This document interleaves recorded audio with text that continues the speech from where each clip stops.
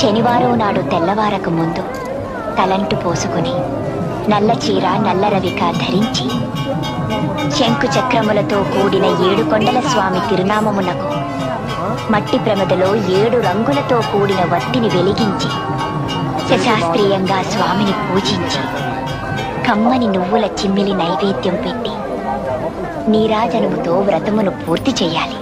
తిరిగి సాయంత్రం వరకు ఉపవాసం ఉండి స్నానము చేసి పసుపు చీర పసుపు రవిక ధరించి వ్రత విధానము సాగించి స్వామికి ఇష్టమైన చక్కెర లడ్డూలను నివేదనము చేసి నీరాజనముని ఒక అతిథిని ఆహ్వానించి భోజనాదులతో సత్కరించి అతిథి భుజించి విడిచిన ఒక మెతుకును అమృతమస్తువని ఆరగించాలి.